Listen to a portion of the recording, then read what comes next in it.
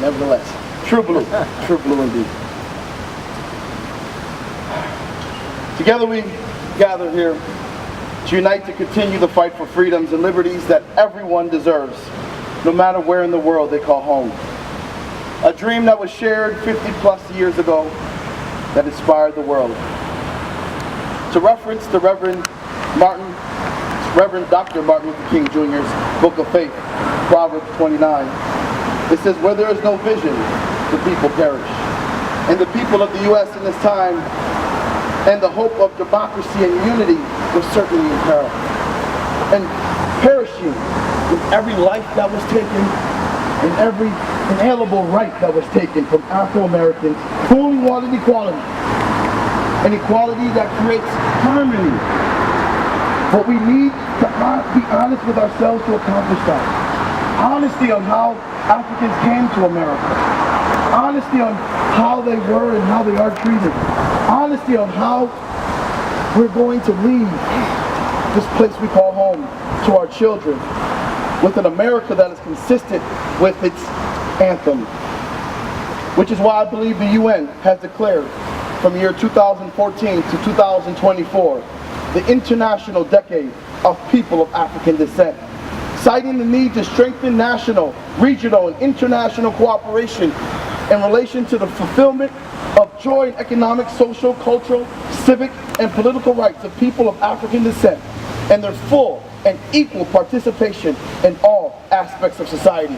Please put your hands together for the UN for making such an incredible stand. In our beloved U.S. anthem, we hear the promise and the prophecy of a land of the free.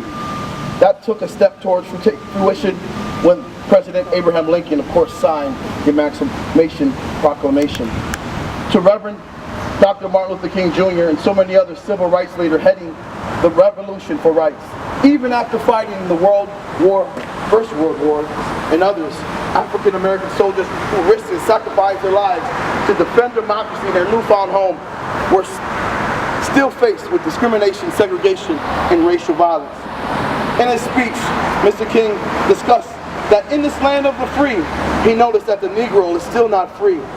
The laws may have changed, but it's the hearts of the people, the one place that law cannot affect, only love can, is required. Mr. King's peaceful protest showed the true grit and fortitude of America, and of course, African Americans. This month, here in Canada, we are commemorating Emancipation Month, which is to recognize that even after the British signed the Anti-Slave Act in 1833, the Negro is still not free. This is not just an American epidemic, but a global one. Which is why the UN's proclamation is so important. Freedom of rights and liberties and acceptance, which allowed us to raise the red, black, and green flag, commemorating African liberation and unity here at City Hall on August 4th, as well as Queen's Park on August 1st on Emancipation Day. That's what freedom looks like. Mr. King spoke for us all when he challenged the entire human race to break free of the chains of discrimination. He also in his speech spoke of the urgency of now. And look what's happening in Charlottesville. We obviously need to take his advice and continue to focus on now and make sure that everyone that calls America home has those same inalienable rights of life, liberty, and the pursuit of happiness. We cannot turn back. I need you to say that with me. We cannot turn back. We cannot turn back. We cannot turn back. We cannot turn back. One more time, we cannot turn back. We cannot turn back. He shared to the millions on Washington his dream, which was rooted in the American dream. But today, that dream has taken root in the soil and the soul of people all over the world. And today, we are the inheritance of his dream, that all of God's children were created equal, and it's time for us to pick up where the freedom fighters of the past.